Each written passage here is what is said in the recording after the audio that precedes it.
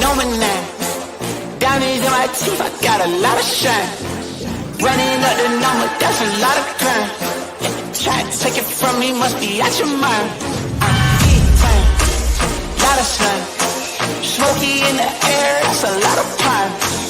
Pockets running over with the dollar sign. Try to take it from me. Yeah. Big time, big time, big time.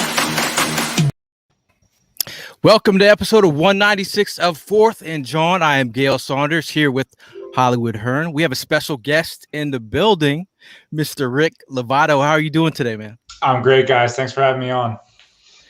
See, Rick's got the professional setup back there. He's a professional football player, but he's also a professional streamer. I heard. Word on the street is that professional, but hey, a gamer. I grind, man. I'm trying. The next ninja? Is that what we're looking at after retirement? I can see that as my post career after football. So nice. Working on it. So how's the offseason been treating you? Are you a kind of guy that wants to take a couple long vacations, get away from it all? Or are you a grinder? You watching tape, working out your techniques? Yeah. What's your offseason like? I'm kind of in between. So, I do a few of my trips. I went to California and visited a couple friends out there. I went to Florida a couple times actually too, just for a couple weeks, but I'm at the same time, I'm also, trying to grind. I'm trying to stay in shape. The NFL, it goes all year round, whether people see it or not. It's our off season, but it's also our time to, get ready for the next season. We're constantly being, put out there against other players. There may not be another long snapper in the locker room, but you never know when someone else is going to get signed. So I got to be ready at all times.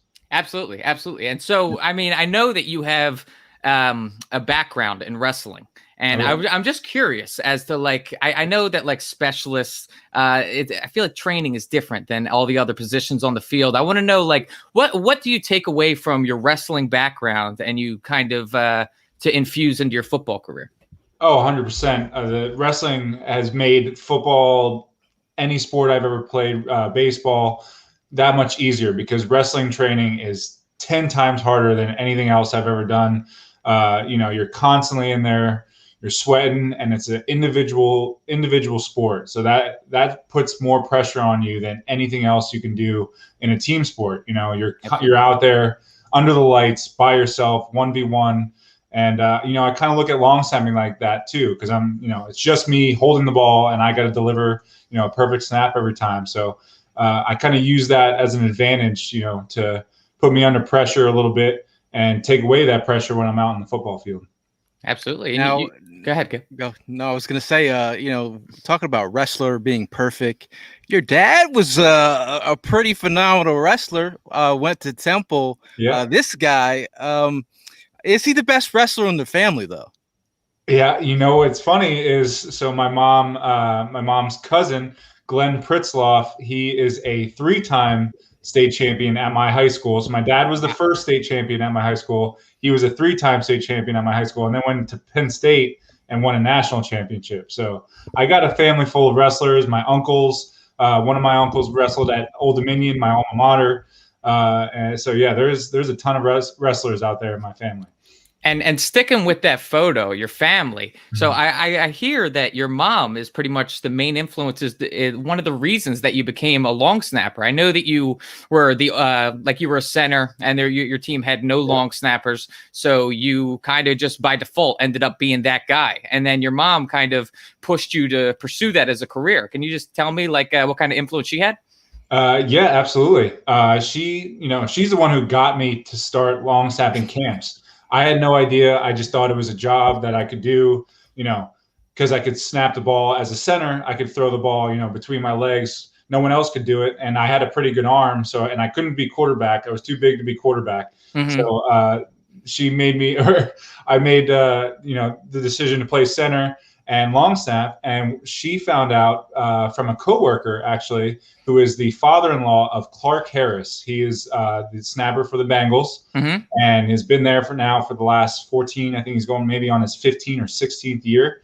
And yeah, he told her, look, if he's serious about long snapping, take this guy to camps. He's going to learn so much. And here I am. I went from, high school to college, and I thought that was the biggest step. And then I went from college to pro, and I just couldn't believe, keep continuing to go to these camps would help me so much in my entire career. To Super Bowl champion and Pro Bowl long snapper, man. Yeah, I mean, man. don't sell yourself short. Yeah, man. It's been a journey. That's 100%. Hey, Rick, your dad has fans in here. Rick, Mark Oberdorfer says, Rick, your dad and my friend Joe Stella were roommates in college. Yes, they were. I talk about Joe Stella with my dad all the time. That's hilarious. He was just talking to me about him two weekends ago during Easter. So that's hilarious. That's great. There we go. I knew that you grew up in the area. You're from Neptune, New Jersey, correct?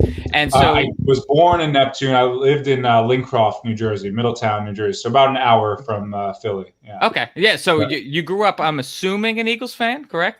Here we go. I didn't grow up. Come on, us, Rick. Okay, I got to break it down for you. I was just a huge fan of. So I played flag football up until I was in 6th grade. I didn't even play tackle football until the 6th grade. Funny story there. I'll tell that later. Okay. But yeah, I didn't even know who I wanted to be a fan of because my whole family were Giants fans. And, I like the Giants, but I like the teams that I was playing on when I was in flag football. One year I was the Titans. One year I was the 49ers. And then when I got to middle school, I became a Steelers fan, which is weird because my sister went to Miami of Ohio, where Big Ben went. Mm-hmm. Also Brandon Brooks, by the way. Yes. They know each other. Shout out to BG. But so I was like Big Ben. And at that time, that's when they first won, the Super Bowl against the Seahawks. And then they went on and played the Green Bay Packers and lost and won again against who was it? The Cardinals. So, I mean, it was a good time for being a Steelers fan. So I guess you could say I was kind of a front runner, but at the same time, the Giants were doing very well during that time period as well. So we'll let it slide. We'll let it slide. I understand the influence. Don't worry, I'm a full-blown Birds fan now, guys. Don't worry. Hey, man, we want to see a tattoo, man. You want to see it? No. All right. I heard you got a tattoo. I mean, I do. Rick, I should let you know that me and you have a couple things in common while we're on the topic of the tattoo. I waited my entire life for an Eagles Super Bowl. I never really knew what kind of tattoo I ever wanted, but I knew there was one in particular. If the Eagles ever won a Super Bowl, I'm getting the Lombardi trophy on my body because I'm just going to show it to anybody that tells me, no, you guys got no Super Bowl, blah, blah, blah, blah, blah. I was sick of that conversation. So me and you, we both got the Lombardi ink, man. That's what I'm talking about, man. And that was a real one. Huge story behind that as well. Vince Lombardi is buried in my hometown, Middletown, New Jersey. Mm-hmm. I went and visited his grave in 2016 when I was with the Green Bay Packers. So, all that connected, and then ended up a year later with the Eagles and winning the Vince Lombardi trophy. It just was mind blowing. So I had to get a Lombardi trophy. Plus I was, on the verge of never making in the league. I was just a guy who was filling in for guys who got hurt. And finally won a job with Philly and winning a Super Bowl that year. It all unfolded and just exploded in my face. It was crazy. I mean, talk about this moment. I mean, what did that feel like?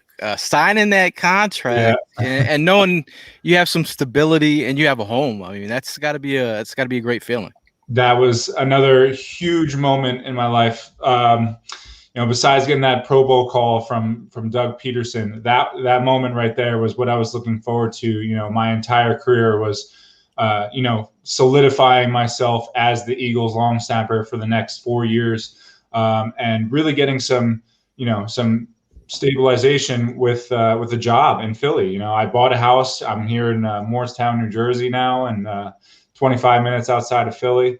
But I love it here, man. This is home to me. My parents grew up right around here. They went to college here. Dad went to Temple. My mom went to Rowan, which was Glassboro State at the time. So it's great, man. And they come to every game. So that makes things way easier. They have not missed a game, I think, since high school. Wow. So they've been to every single game, home and away. So I got that great family support, which is awesome. And so you also I'm sorry, Gil. Didn't mean to cut you off. No, I was gonna say, you briefly talked about, making the Pro Bowl. I mean, this is Pro Bowl swag. I mean, you're standing next to some real time, real deal, Holyfield players right here. Yeah, man. I felt like that all weekend. I was just like, I looked so small compared. I am much smaller than all of them, but I just felt like that all weekend. You got Calais Campbell walking around. You got all these dudes that they were just, I'm like, these guys are going to be, in the Hall of Fame. And I'm sitting there watching these dudes play. And I was just mind blown, being at that, getting invited to that, because like for me, you never feel like you belong especially as a long snapper, so right. It was just an absolute honor to be there. I worked my butt off that year. So I felt great about, getting invited to the Pro Bowl. So that was a huge moment in my career. Definitely. And you talked about like knowing a lot of the other long snappers in the league. When you're at that Pro Bowl, do the specialists tend to like group together and hang out with each other? Is there like a camaraderie among all the specialists in the league where you guys know each other? Oh, 100%. I'd say the specialist group is probably the smallest community in the NFL. We all know each other. We all talk. Is there a group chat? Yeah, we had a long snapping group chat going. That's awesome. A couple years ago, because the whole thing was with the Pro Bowl was that they had never in the past voted for long snappers for the Pro Bowl. It was just the team that was invited, or the coaching staff that was invited would pick a player, a long snapper to go, because the punter and the kicker would get voted in. But that was the first year, a long snapper could get voted in by other long snappers, punters, kickers, and coaches around the league. So that was a huge moment for us, all of us. And not only that, it's going to help, long snapping contracts in the future. We've been very stagnant, making the same amount of money for the last, 15 years or so. We also have one of, the most tenured jobs in the NFL as well. So it's nice. But yeah, it's a huge step for long snappers. So and this year again was another huge step. We had a first All-Pro selection as well, where 2 long snappers got selected to the All-Pro team. So it's been, just in 2-3 years, it's been a huge step for long snappers, which is great. So what are like some things that you try to do to stand out and go above and beyond as a long snapper? Because I feel like that's one of those positions where you don't really end up hearing like the long snapper's name unless they were to mess up, if they were to sail a ball or something like that. Right. So how do you put yourself on the map as a long snapper?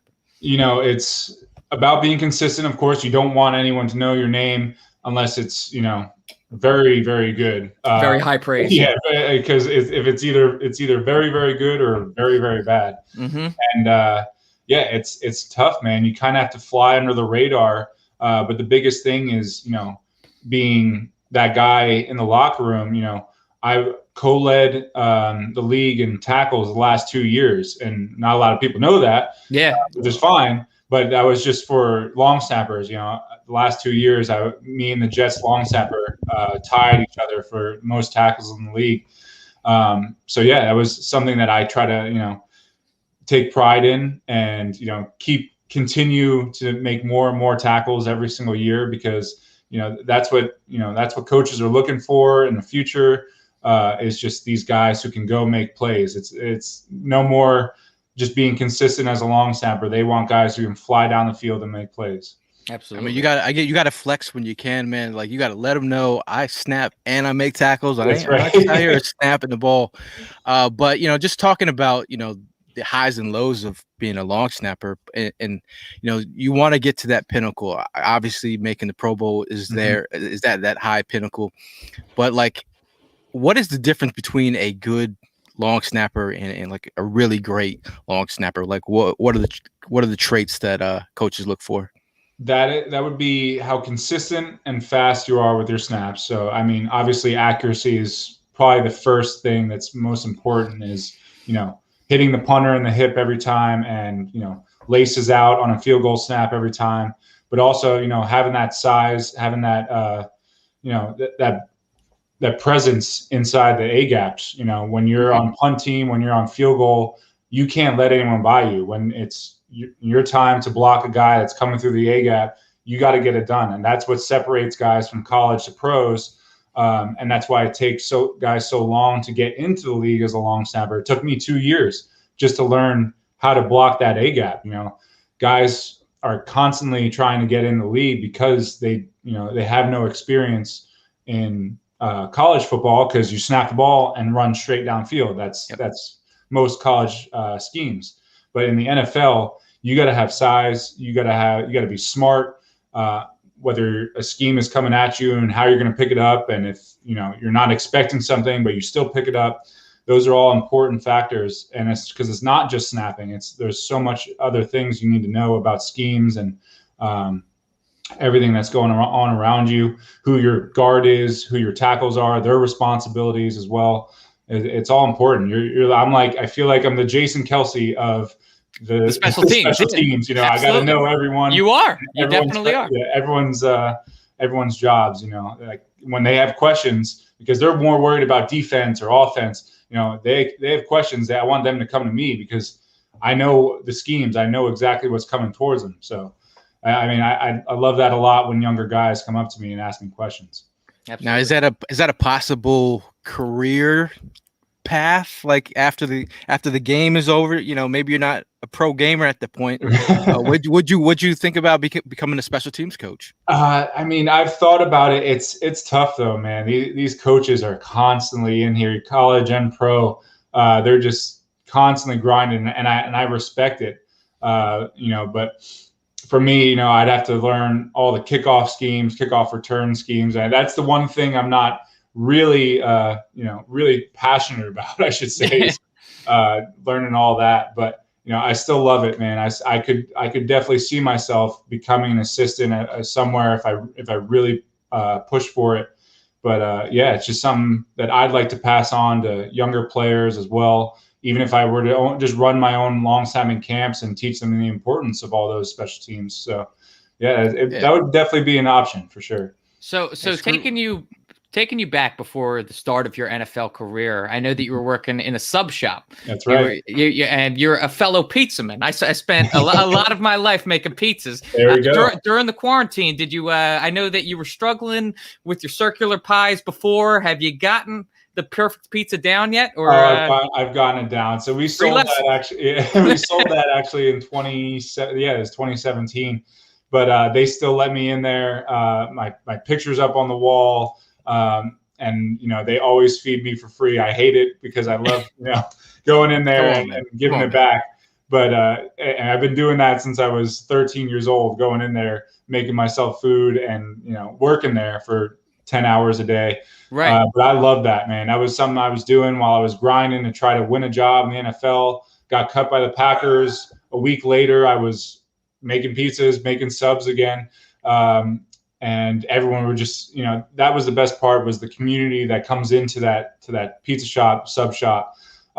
They were all so close. It was such a mom and pop place. They're like, oh, what's happening with your NFL career? Are you going to, be able to come in later and, get a job? I'm like, I'm trying, I'm grinding right now. I'm doing it. I'm making your pizzas, and then I'm going to work out right after this. So, it was, and I actually got a phone call by the Washington football team, which was the Redskins at the time. I was at work, and I got a phone call saying, "Hey, we want you to come in and try out." So I ran out. Or did they know that you were at the shop and they called the shop? No, they called my phone while I was there. It was So I had to work out with them. So go ahead. I was going to say, tell me about that dynamic about so when I was working in a pizza shop, I never had aspirations of making it to the NFL or anything like that. But to be a guy that you were already on the Packers, and then you went back to that shop. So what was that kind of dynamic like, that you were an NFL player that was like you said, that everybody kind of knew you there and there was a little community. Right. So what was that like, just being a guy? And when did you know that the NFL was like a realistic career path for you? Yeah, so it took a little bit, getting cut by the Packers was tough for me. I just didn't expect it. I was the only guy on the roster, and they ended up bringing back the guy I filled in for the year before. So that was tough. I took a couple weeks just to get my mind right. And I'm like, all right, I gotta do the same thing. I was doing the same thing the year before when I wasn't getting a single phone call by anyone.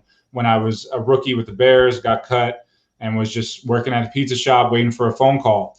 And once I found out, I had that opportunity with the Packers, I'm like, okay, there's got to be another opportunity for me. So took a couple weeks, like, all right, let me get back in here. The toughest part, honestly, was just the people coming in and asking me, hey, what's wrong? I thought you were with the Packers. Yeah. Not a lot of people understand, the whole process of getting cut. And how tough it is, yeah. Yeah, and cutting the NFL. So I had to, explain to a lot of them. And I'm still trying. I'm still working out. And I had that one opportunity. So I felt like it was a good step to getting another opportunity. So I kept working out. Still wasn't getting any calls. It wasn't until week 10 of that year of the NFL in 2016 that I got a call from the Redskins, and then played 2 games with them, got cut. 2 weeks after that, get the call from the Eagles, and from there on out, I've been an Eagle, which has been amazing. But yeah, it's just like that was that grind that I had to do and keep my mindset right. That I was like, I don't want to tell myself I'm not going to make it in this league, because I knew I was good enough to make it in this league. Absolutely. That's great, man. Yeah. Talking about being, you're like the Jedi of the group now. You're one of the guys that have been around here longest. Yeah. And looking back at that 2017 team, it was an amazing run. Mm-hmm. But looking at this picture, we tend to think that the 2017 team is the same team as today. And looking at this picture, it might shock you a little bit, but these are all the guys that are left from that 2017 team. You know what's funny? The other day I was thinking, my gosh, how many guys are left from that team? Yeah, I did the math for you. I did the math for you. You certainly did. Look at you right in right. Hey, man, you're almost dead center in the middle. That's right. In the middle. Yeah, I remember. I have that picture up at my mom's house with the X's and the checks on there. Or, no. That's crazy though, man. I will be sharing that on social media later. So if you want to retweet that, no, but I'm saying that. But looking at that picture, you've been on this team during the highs, and now you've been on this team during the lows. Like now, what are the biggest differences between having being on a Super Bowl winning team, and now you're on a team that's it's not a rebuild, but you're regrouping coming off of last season. What's that been like? It's so different, because I'm coming into a team in 2017 and 2016. We had the tools, we just weren't locked in enough. Mm-hmm. And I played the last 3 games of the 2016 season, and getting ready for the 2017 season, we started bringing guys like Alshon and Chris Long, and these guys who were already there as well. We had such an amazing veteran group of guys to take all of us young guys, including myself, to the next level. Donnie Jones was a huge inspiration for me. Yep. Donnie Longball was a huge inspiration for me, because he taught me how to, take things with a grain of salt, take everything with a grain of salt within the league, and, having a short-term memory. That group of veteran guys is so hard to replicate. We had such a tight-knit group in that locker room, because those veteran guys knew what it took to get to that level, like Malcolm and Chris Long and LeGarrette Blount, all those guys who had been to Super Bowls and won Super Bowls. They knew what to say at the right times. All these veteran guys came up and spoke almost every week about where we wanted to be and what we wanted to do. And everything was just, ever since Jake's kick, the week 3, everything just clicked. Everything was just, I was just sitting there one day at practice. I was just thinking, I'm going to snap this is week like 4 or 5. I'm like, I'm going to be snapping in a Super Bowl. How am I going to respond to that? And it was just weird, because I didn't, at the time, we didn't know if we were ever going to get to the Super Bowl, but I'm like, this is the type of team that can do this. Yep. It was nothing like I'd ever been on any other team anywhere else. And can compare to, the last couple of years, we have the tools. We have those same tools. We may not have those same veteran guys. It's weird to consider myself now as a veteran guy and having to lead some younger guys around. But we've had those tools. I just felt like everything that clicked in 2017 just wasn't clicking in 2018, 2019, 2020, injuries was just so hurtful for all of us. That team just because every week I'm like, gosh, we are so good, but we're just not putting it together. What are we doing? Like, what is so different about this team from 2017 to 2018, 2019?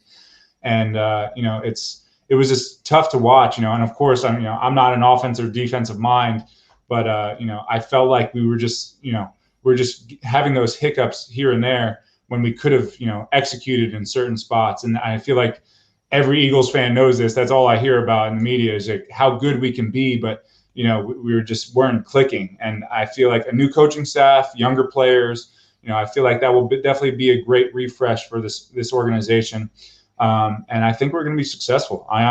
Every year I think we're going to be successful, and especially in this division, it is the toughest division you can play in. No matter what anyone thinks about last year and our records, this is the toughest division you can play in. And since everyone didn't have a great record last year, why can't we have a good record this year just because we're young? So I'm really looking forward to this year. Definitely. And as speaking for the fans, me, Gail, everyone else included, we could totally attest to the fact that like the energy you felt that 2017 year, it just had that feeling to it. Like I remember after Jake Elliott's bomb kick, I remember like just throughout that entire year, like this just feels different. Everybody is just stepping up at every single position. And could you just take us back to like that 61-yard kick? Because I know you were snapping the ball, correct? Yeah. So, like, be honest with me. Were you sitting there, like, snapping the ball? You're like, is he actually going to make this thing? Yeah, or, like, were you surprised when you saw it go through? I honestly, I just didn't know what to expect. I mean, this young kid who just came out that year, and we picked up from the Bengals a week before we played the Chiefs, and it was just like I didn't know what to expect. And he had such a good rhythm, and he was so lively and ready to go, and that's what I love about Jake. He came out there with, it seemed like he was under zero pressure. I went out there. I'm like, well, it's 24-24, so if something went wrong, it's not the worst thing in the world. We're going to overtime. So I'm like, all right, let's just do it. And so we go out there. They call a timeout on the first kick. I snapped the ball, or I didn't snap the ball on purpose because I'm like, I don't want this kid kicking 2 61-yarders in a row because, what if he, uses all his strength on the first one? So I did not snap the ball, waited. We come back and, just sitting there ready to go. I have Giants players in my ears because I'm moving the ball around a little bit. And they're like, he's moving the ball, like yelling to the ref and, trying to, get me push you guys outside. back. Yeah. So I snapped the ball and man, that thing just kept going. It just kept going and it's sneaking into that upright, right through that upright. And I'm sprinting downfield because it's a long kick and Odell's in the end zone. My first reaction is get down the field and make a play on Odell, because if he gets this kick, then, he could potentially return it. But I see that ball sneak through and I just hear the crowd erupt. I whip off my helmet. I'm yelling, screaming, just running circles around the field. It was just incredible. And that right there was that like awakening moment for me. I'm like, wow, this team is special. Like, I know we're only 2-1, but this place is rocking. These fans are going crazy, and things just started to click after that. So it was just, I mean, I still look back at it today. It's just so special what we did in 2017, man. Absolutely. And I knew you guys were going to win the Super Bowl in Week 8. I had the vibe then. I caught the vibe. Even when our guy Carson went down, I still had the vibe, man. Like, you guys had a ton of tremendous leaders on the team. I was talking to Elijah Qualls, and he was telling me how important the veteran leadership was in the locker room. And he also told me about how, like, Chris Long, what he meant to the team, and just being that like guy who just got everyone going, laughing, and his leadership was tremendous. But we have crazy Eagle fans. We have one of our craziest Eagle fans from London checking in. He had a question for you. He says, question for Rick: was there players that did a lot of trash talking to you to try and get you off your game? Is there one guy in the league that? Well, I don't know about specific players, but I like that Giants game, everyone was yelling at me because I'm, moving the ball around a little bit, getting ready to snap the ball. They're constantly trying to, put it on me that I'm, moving the ball around, trying to tell a ref, hey, he's moving the ball, he can't do that. But, I got that a lot, and you kind of just have to shut all that out. It's tough when big dudes that are a lot bigger than you and a lot scarier than you are yelling at you. But, you kind of just shut it out and, hope for the best. And, I get it all the time still. But, it's funny. I don't hear as much as the D linemen do and the offensive linemen do. I know there's a lot of trash talking going on there, especially when you hear guys mic'd up. But it's funny what guys will say to me when they know nothing about long snapping at all. So yeah, he's like, "You stink in Fortnite, man." So 6'2", 240, is that kind of like the frame that you need to be as a long snapper? Because I know there's like, for a wide receiver, they want him to be this, so what is the frame like for a long snapper? When I was coming out, I took a list of all the snappers in the league coming out of college, and I'm like, okay, am I, the right size? I calculated all their heights, all their weights. 6'2", 240 was the exact, median of the entire NFL. So I'm like, okay, I'm good. I feel like I'm right there.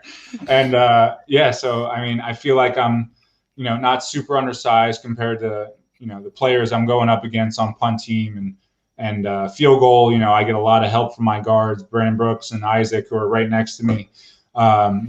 Big body dudes that are, saving me. I've had JJ Watt in the A gap. I've had, is it DeMarcus Lawrence from the Cowboys? He clobbed my head on one play before, and that did not feel good. I also got a penalty drawn on him for it, but we didn't end up taking it. We just made the kick.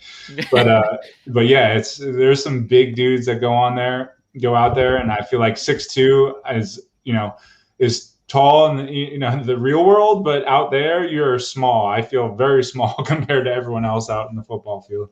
Totally. And so you as a long snapper, we talked earlier about how you went to long snapping camps and stuff like that. Yeah. I never even knew that those things really existed. Could you tell us what like a long I heard a band camp, not long snapping camp. I've just never seen anything like no advertisements for a long snapping camp. Is that something that's like put on by colleges or something like that? Or are they not that hard to find out there? Or? It's it's funny. Like my junior year, it wasn't very popular. It wasn't popular at all for guys to go to camps. When I was going to camps out my junior year of high school, I got kids going to camps now that are in 6th, 7th grade, the same camps that I went to. I'm a junior in high school, like about to get, recruited to go to college somewhere. Mm-hmm. And I'm, on the bottom of the list because I've had no experience with long snapping. So I had to take, 1 year and just dedicate my whole year to long snapping if I wanted to go to college somewhere just to snap, because I was just finding out then that I'm like, colleges are recruiting guys like me to go to school and just long snap. That's it. No other positions. Right. And I wasn't getting any looks for playing DN and center. I was definitely undersized to do all that in college, especially to D1 level. So when I dedicated my time to long snapping and started getting recruiting offers from Rutgers, I got a walk-on offers from Rutgers. Towson University and Old Dominion came in with my first offer for a scholarship. And I'm like, I'll take it because no one else is talking to me right now. Right. And I knew of Old Dominion because my uncles went there, and the program was brand new and they were successful for the year or two that they started up. And I definitely made the right choice of going there, man. I had a phenomenal roommate, Taylor Heineke, who just signed with the Washington football team. He was my roommate all 4 years. Nice. Yeah, so he had a tremendous game. He did. I was prime time. I could not talk for 2 days because I was screaming the whole game, man. I just wanted him to do well, and the moment he dove into that end zone, man, I was just absolutely going nuts.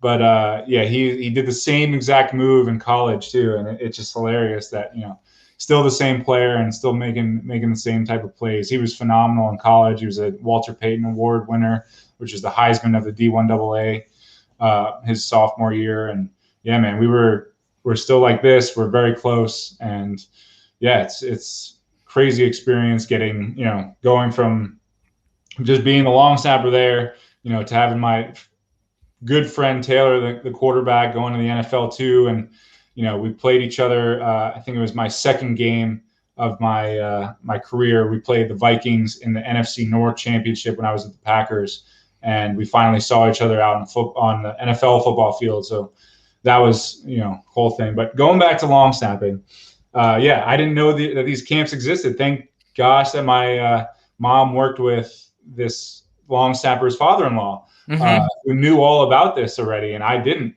And there was about 10 kids at these camps. There's now, I think, maybe an average of 40 to 60 on every camp that he started. He's grown this business and is booming because, no one knew what long snapping was, and he became this little niche and blew up. And as a long snapping coach, he's getting all these kids to go to college just to long snap, and it's very impressive. And he's not the only guy I went to. That's Rubio long snapping, by the way. I went to another local guy in New Jersey, Special Team Solutions. They had a camp. I now go out to a guy in Arizona. He's the one who helped me go from college to pro. His name is Gary Zahner. He used to be a coach in the NFL and has helped a ton of guys and still runs camps every year to get guys in the NFL. Yeah, it's just blown up, these special teams camps, because it went from no guys to now everyone knows about it. Everyone talks to me about it. Which camp should I send my son to? Blah, blah, blah. And yeah, it's crazy because at the time I had no idea. I was just starting out as a junior in high school, and now I got sixth graders ready to go long snap. I'm like, you better play some other positions too, because this is not something you just do in high school, and you're not going on. Yeah, people want athletes. They don't want just long snappers out there. That's why I take pride in getting where I am, because I didn't just long snap. I wrestled, I played football, I played baseball, I threw javelin. I did whatever I could to get to be an athlete, and because I love sports. I'm a competitor, I'd like to say. So very nice. Well, hear me out here. I got this is a whole branding thing, right? It's coming right before our eyes. Lovatos long snapping camp. Yeah, Lovato long snapping. I need to trademark it. Get on it. I'm trying, man. I need to. LovatoLongsnapping.com. There we go. Are you going to have drills like this?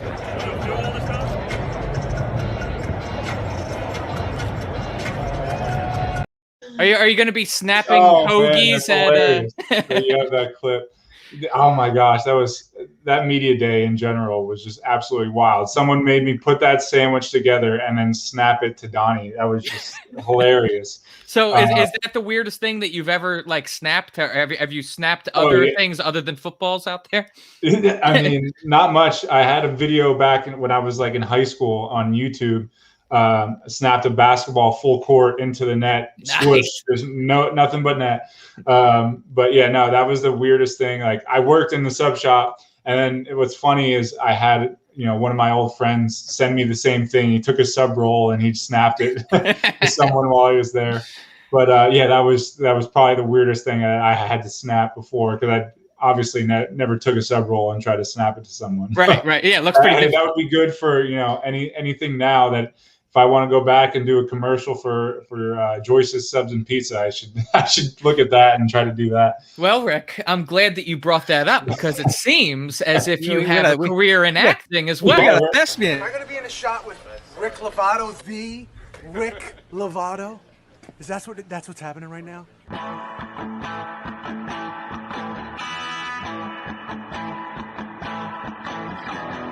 Dude, are you fucking Fry Tash, man? I am he. Can you sign my neck? No, I can't sign your neck, dude. Come on, get a piece of paper like a civilized human being. Yo, Paul, you got a piece of paper? Fry?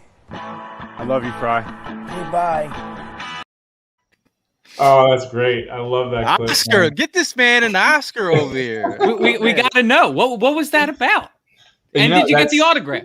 So the guy with the crazy hair, he's my brother-in-law now. My wife's sister's husband, and he's been doing that show. It was like a small mini series he's been doing now for a while, and he invited me on because he was trying to have a few people that he knew. He had Jay Muse from Jay and Silent Bob. He had another comedian that does podcasts. I forget her name, but on that same episode, but I didn't see her. But yeah, he invited me up to do this, and I'm like, yeah, sure, why not? I've never done this before. I mean, I practiced my lines. I didn't have a lot of lines, but I practiced my lines like weeks before because I'm like, gosh, I'm not good in spotlight, so I really need to practice these lines. Make sure I'm not messing up that day. That delivery was as good as your long snap, my guy. You're natural, Rick. I appreciate it. Yeah, it definitely took me a few tries to warm up to the camera, but it was a cool experience, man. Jay Muse is from my hometown. Actually, he's from Middletown, so that was really cool to be able to work with him. He's done so much in New Jersey, so that was really cool. But that whole experience was just mind blowing. I'm like, I'm glad I did it. I had never done acting before, so there you go. That was it. That's awesome. You're a man of surprise. You're a man of surprises. Like I always feel like guys on special teams are very much special people. So oh yeah, I mean, you're showcasing. Except I can't do magic, guys. I can't do magic. The amount of times I'm asked to do magic, I feel bad. I wish I could. No. I am no John Dornbos. I am no. Hey man, hey, you're your own person. You could probably kill him in Fortnite, though. I know that you got him owned in Fortnite. I can kill most of the team. Avante Maddox, though, is pretty good. He's a pretty good matchup for me. Do you usually do you play with any of the players on the team, or you got your own crew that you usually play with, or? Yeah, I mean, every now and then. Back when it's not nearly as popular anymore. We had just done a NFLPA tournament. We played with streamers and like community players. Like Avante was on a team with a few other guys that are really good at the game. I was on a different team, and it was all for charity, which was really cool. This was a couple months ago. Nice. And so that was a great experience. But yeah, back when it was really popular in 2018, 2019, I played with Jalen Mills. I played with all the corners, Avante and all them. Played with a few Dallas Goedert, of course, Avante. Best friend and brother because they live in the same household now for the last 3 years. Yeah. But do you have a go-to gun? Like you have one gun that you pick up, you're like, oh, this game's over, I'm winning. As long as I have, a decent pump shotgun, then I'm good to go. I'm ready to go. If I got a good bodies with the shotty. It's one pump and done. There we go. That's very it. Nice. But I actually I did a pair of Vans for Avante as well. Oh, did you really? Nice. Yeah. There you go. I mean, are you ready for some questions? Some game time? Are you ready for some game time? Some trivia? Don't kill me with some crazy questions, but you're good under pressure though. That's the thing. Like you're good under pressure. So I they better be softball questions then, because I need them. We'll try. We'll try. Right. Now, what is the longest punt in Eagles history? I know this. I think I know it's by Randall Cunningham. I know that for sure. Yes, sir. And was it a 92-yard punt? Is that right? Or is it 98? I think it was 91. 91. Randall Cunningham had a 91-yard punt in 1989. Yeah, you're 92. That counts. 80-yarder in 1990. I remember watching that as a kid and being like, "Why is he doing that?" But that is awesome. The quarterback is. Go ahead. He had that turf. He had that Astro field. That ball was bouncing, man. That doesn't do that anymore on these fields. But hey, all respect to him. He still, as a quarterback, he was bombing that ball, and that was out of the end zone too. Yeah. I remember seeing that clip. That's Yeah, hilarious. I mean, we don't need to spotlight Gail right now, but I mean, we both weren't really watching that game live. Gail, on the other hand, I'm wearing Kelly Green over here. Come on. Hey, I'm waiting for those throwback jerseys, man. yeah. They got to approve that helmet change. That's all they got to do. Please, Rick, please. I'd love it. I'd love it. Here's another one. Who has the longest field goal in Eagles history, and who was the previous kicker who held the record before it was broken? First part's a layup. Yeah, it's Jake Elliott, of course. Yeah. With the 61-yarder, and then David Akers was the second longest. My guy. No? My guy. Jake Elliott's 61-yard game-winning field goal broke the Eagles franchise record of 59 yards set on November 12th, 1979 by Tony Franklin against the Cowboys at Texas Stadium.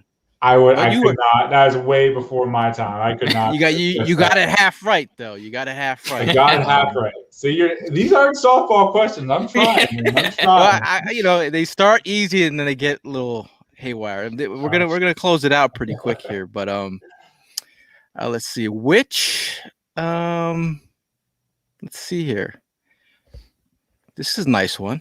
Who is the only coach on the Eagles to coach under and play under Chip Kelly on the current Eagles coaching staff? Is the only coach on the Eagles to coach under and play under Chip Kelly? That would be Mike Clay, correct? Oh, this guy! My special teams coach, man. Look at him. Played at Oregon and coached under him when he first got there. Correctamundo. I'm trying to get you brownie points. See, I appreciate that. I appreciate that. See, that one I knew. That one I knew the whole question. Let's see our last one here. It's according to it's about Michael Clay. Which NFL team did Coach Clay play for before getting cut in 2013?